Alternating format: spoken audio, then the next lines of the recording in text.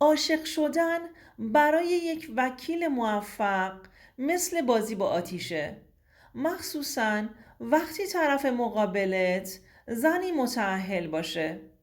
این داستان مردیه که تمام زندگیش رو برای موفقیت ساخته، اما یک تصمیم اشتباه کافیه تا همه چیزش رو به خطر بندازه. سلام دوستان، به کانال سایه های خیانت خوش اومدید. اینجا جاییه که داستانهای واقعی و الهام بخش خیانت رو با هم بررسی میکنیم. اگر از محتوامون خوشتون اومد حتما دکمه سابسکرایب رو بزنید و از کانالم حمایت کنید و به دوستانتون معرفی کنید. زنگوله رو بزنید تا هیچ کدوم از محتواهای جدید رو از دست ندید. همچنین خیلی دوست دارم بدونم شما از کدوم کشور و شهر هستید.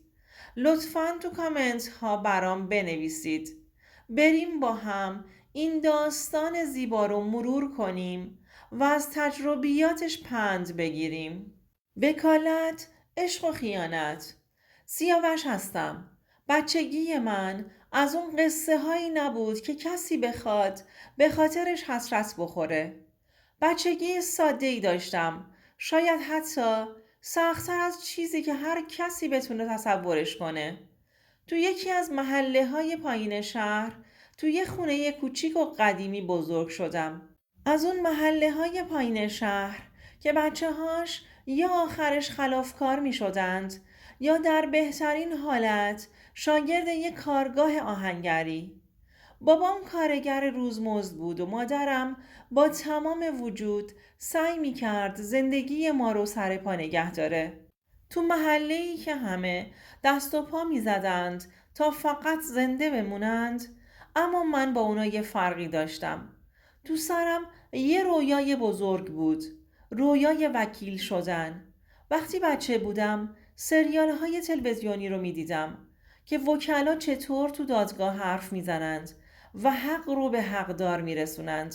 از کلاس ششم که معلممون گفت سیاوش تو میتونی تو درس موفق بشی، همونجا تو ذهنم حک شد و زندگیم رنگ دیگه گرفت.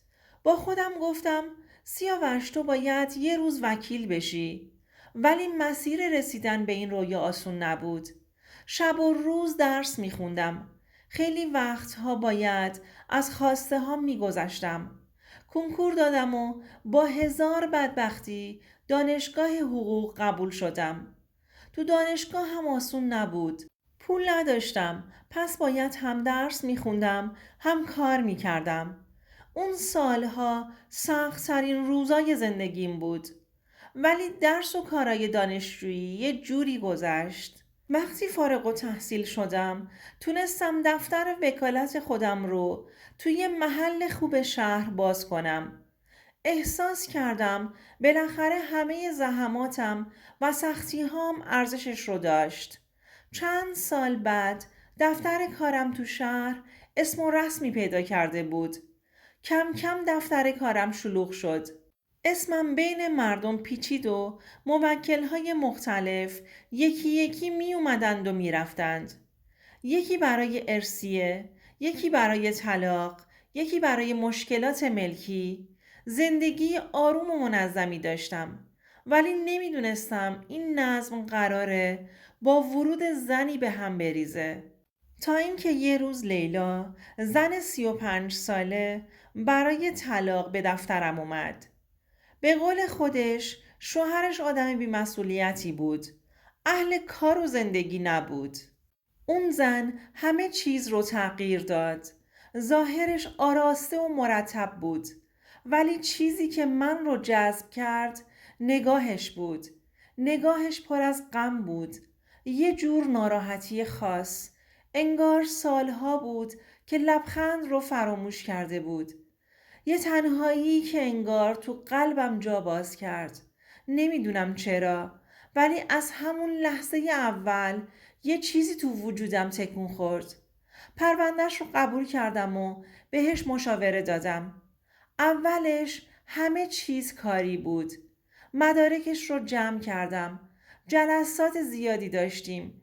تو دادگاه براش جنگیدم و بالاخره طلاقش رو گرفتم.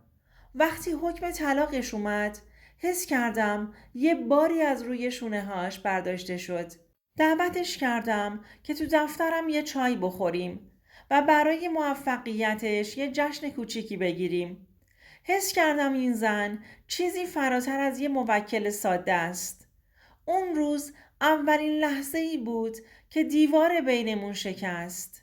رابطه ما کم کم از مرز کاری و حرفه‌ای بودن گذشت و صمیمیتر شد.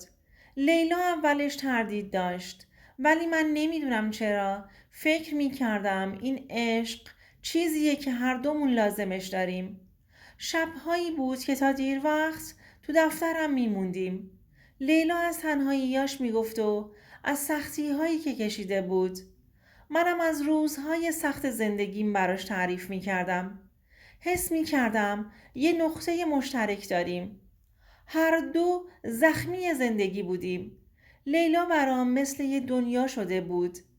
اون رابطه چیزی نبود که بشه کنترلش کرد. همه چیز به سرعت پیش میرفت. صبحهایی بود که به بهانه کار اول وقت میدیدمش. لیلا همه چیزم شده بود. انگار همه سختی های زندگیم رو با بودنش جبران می کردم. اما دنیا همیشه اونجوری که ما می خوایم پیش نمیره. با گذشت چند ماه ورق برگشت. چند ماه بعد از رابطمون لیلا اصرار داشت که رابطمون رو رسمی کنیم و با هم زندگی کنیم. می گفت من به خاطر تو همه چیزم رو از دست دادم و دیگه نمیخوام پنهانی زندگی کنم. ولی من نمیتونستم. شاید ترس، شاید پشیمونی، شاید هم عذاب وجدان، شاید هم از عواقب کار. حس میکردم این رابطه دوام نداره. یه شب وقتی داشتیم تو خونم شام میخوردیم حرف هامون به اوج رسید. لیلا مستقیم گفت سیاوش من به خاطر تو همه چیزم رو از دست دادم. حالا نوبت تویی که قدم برداری. نمیدونم چرا ولی حس کردم دارم خفه میشم. اون لحظه بهش گفتم لیلا ما اشتباه کردیم. این رابطه از اولش هم نباید شروع میشد. اون لحظه صورتش پر از اشک شد.